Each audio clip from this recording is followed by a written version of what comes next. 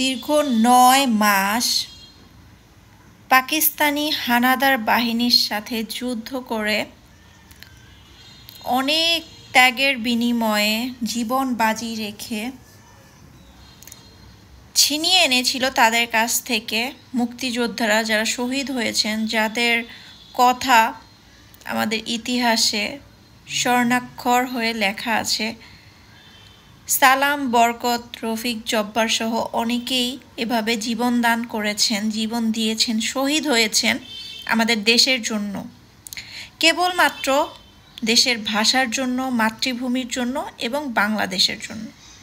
এবং তাদের অর্জিত প্রাণের বিনিময়েই আমরা এভাবে স্বাধীন, আমরা এখনও সুন্দরভাবে জীবনযাপন করতে পারছি। শুধুমাত্র তারা কেন মুক্তিযোদ্ধার কোটা পাবে এত বেশি? এই ছিল বর্তমানে 2024 সালে স্টুডেন্টদের আন্দোলন।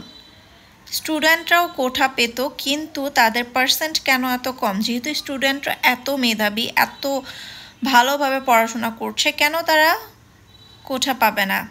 কেন মুক্তিযোদ্ধারাই এত বেশি পাবে? কেন তাদেরকে এতটাই যোগ্য হিসেবে দেখা হয়? কেন তারা এত যোগ্য? স্টুডেন্টরা কি যোগ্য না? এই ছিল আন্দোলন। তারা দীর্ঘ ৯ মাস যুদ্ধ করে আমাদের বাংলাদেশকে ছিনিয়ে এনেছিল পাক হানাদার বাহিনীর থেকে। এটাই বর্তমানে স্টুডেন্টদের সহ্য হয় নাই, কেন তারা এত পরিমাণে কোটা পেত। তাদের আন্দোলনটা ছিল মেধা কেন এত কম পাবে, মেধাবী স্টুডেন্ট, মেধার কদর কেন কম, তাদের যোগ্যতা কি কম, এটাই। কিন্তু আপনারা যে কেবলমাত্র ৯ দিন আন্দোলন করে পুরো বাংলাদেশের মানুষকে এক জায়গায় করে নিজেরা কোনো রকম কোঠা, কোনো রকম মেধা ছাড়াই হয়ে গেলেন নেতা, এটা কি আসলে যোগ্য? এটা কি গ্রহণযোগ্য? এটা কি আসলেই আপনাদের প্রাপ্য? আপনারা না মেধার জন্য লড়াই করলেন, মেধার জন্য লড়লেন?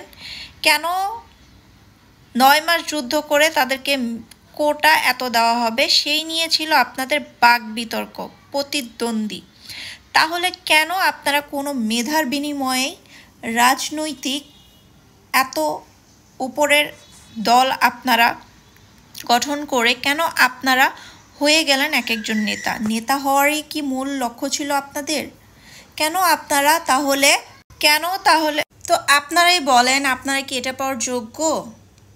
৯ মাস যুদ্ধ করে কেন এত পরিমাণে কোঠা পাবে? কেন মুক্তিযোদ্ধারাই এত যোগ্য হবে? কেন স্টুডেন্টরা এত যোগ্য হবে না? এখন যে আপনারা মুক্তিযোদ্ধাদের তুলনায় অনেক বড় কিছু পেয়ে গেলেন, এক একজন এক একটা পদ পেয়ে গেলেন, আপনাদের ক্ষমতা এতটুকু, আপনারা একজনকে টেনে হিচড়ে নিচে নামাতে পারবেন, আবার টেনে হিচড়ে উপরে উঠাতে পারবেন। আপনাদের মন মতো কোনো সরকার গঠন না হলে আপনারা সেই ভোট বাতিল করে দিবেন। তাহলে আপনারা কি মুক্তিযোদ্ধাদের থেকেও অনেক ওপরে এটা মনে করেন?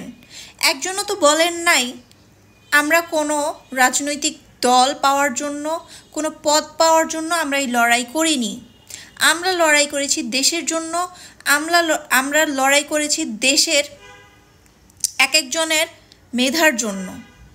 দেশের মানেই হচ্ছে মেধার জন্য, দেশের স্টুডেন্টদের যোগ্যতার জন্য, চাকরির জন্য। এটা কি একবারও কেউ বলেছিলেন? কেউ বলেন নাই। কেননা আপনারা তো মুক্তিযোদ্ধাদের থেকে অনেক ওপরে উঠে গেছেন, আপনারা পেয়ে গেছেন পদ, আপনারা এক একজন হয়ে গেছেন উপদেষ্টা। আপনাদের মূল লক্ষ্যই কি তাহলে ছিল এটাই, যে নেতা হওয়া? একজনকে নামিয়ে টেনে হিচড়ে যতটুকু নিচে নামানো যায় সেটা করে আপনারা হয়ে গেলেন এক একজন নেতা।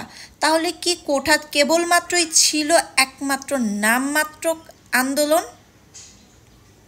আপনারা কি এটা পাওয়ার যোগ্য? আপনাদের তো রাজনৈতিক কোনো জ্ঞান নেই। মেধাই যদি সব কিছুর বিনিময়ে হতো, মেধাই যদি আপনাদের মূল লক্ষ্য হতো, কিন্তু কোনো মেধার বিনিময়ে তো আপনারা কোনো কিছু পান নাই।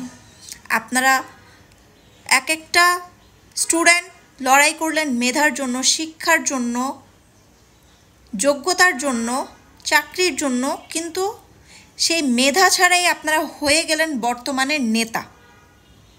এটা কি গ্রহণযোগ্য? সামান্য 9 মাস যুদ্ধ করে যারা শহীদ হলো, দেশটা রক্ষা করলো,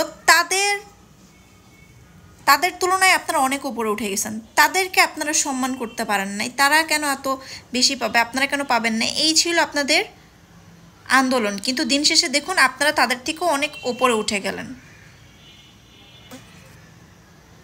সেই হিসেবে তো আপনাদের কোনো নেতা হওয়ারই যোগ্য নাই, কিন্তু তারপরেও হয়ে গেলেন। এটাই কি রাজনীতি? আসলে মেইন উদ্দেশ্য হচ্ছে পদ পাওয়া, আর আপনারা সেটা পেয়েছেন। কিন্তু দেখুন যারা মুক্তিযোদ্ধা তাদেরকে কিন্তু ওভাবে সম্মানিত করা হয়ইনি আপনাদের তুলনায়। আমি জাস্ট এটা বোঝাচ্ছি। সবাইকে আল্লাহ বুঝতে, সবাইকে তৌফিক দান করুক। দেশ ভবিষ্যতে ধ্বংস হবে।